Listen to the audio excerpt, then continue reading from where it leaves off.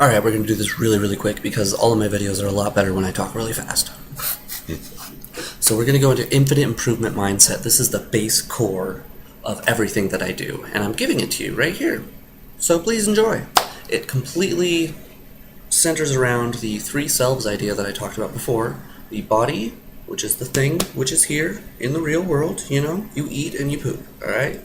Then you have the mind, which is the thoughts and the mind's eye. If you think of an apple, you can picture an apple, but it's not really here. Okay, so that's a separate world. It's a separate place where you live. Okay, so that's another self, let's say, right? So you have the body, the mind, then you have the awareness, the sentience, or if you want to be specific, the sapience. The thing which is aware and sees and understands, or whatever, both the mind and the body at the same time. Okay?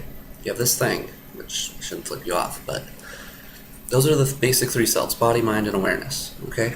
So you have to be able to kind of move fluently through those three things. That's your basic self. Now to improve that, let's start at the bottom, the body.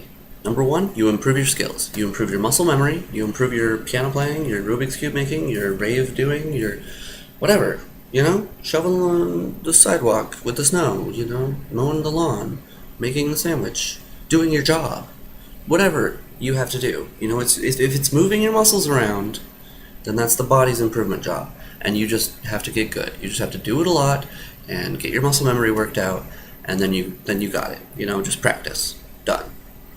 Secondly, you have the mind, okay? So how do you improve the mind? Well, the mind is all about thoughts and all about goals and all about things and all about concepts and ideas. And so let's say you want to improve your goals, right? So your body's already doing everything great, but you're not happy somehow. So let's improve the next thing up, your goals. Your skills that you got with the body are, trying to accomplish some goal. All right? Now you don't like that goal anymore, so you're not going to have to use those skills anymore. That sucks. You put a lot of work in, but too bad. So you decide on a new goal, a different goal than you had before. It doesn't matter what it is. I don't care. But you have a different goal than you had before, and you try it out, and you get new skills with the body stuff, right? You gain new skills, you get better stuff with this new goal, okay? Now you have a new goal. You think it's pretty cool, but you're still not quite happy, so maybe try a different goal. All right, that's not quite what you're looking for either. You try a new goal, that's not quite what you're looking for either. You're just bouncing around, trying to do things, trying to learn more stuff, trying to improve all over the place randomly, right? So that works out if you're trying to go really widespread with your skill set. Okay, that's perfect. That's the perfect place you want to be if you want to know how to do everything, which you can't. So good luck.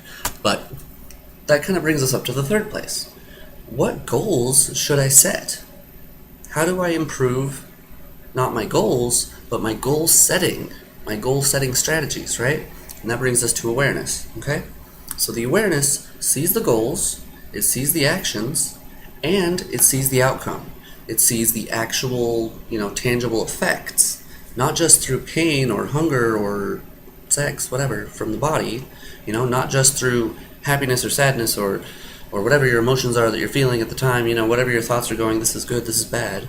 It sees all of that, but it also sees the direction that your life is moving. It also sees the habits that you've formed.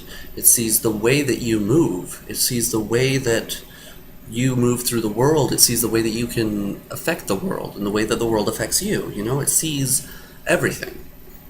And so this awareness, which you can be at times if you want, then decides that the goal setting needs to change. We need to set new goals. The mind is not setting the right goals for me.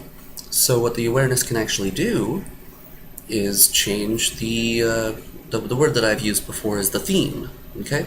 So the awareness then can improve the theme, the idea, the moral code, the judgment. It can improve there's not really a good word for it that I can think of.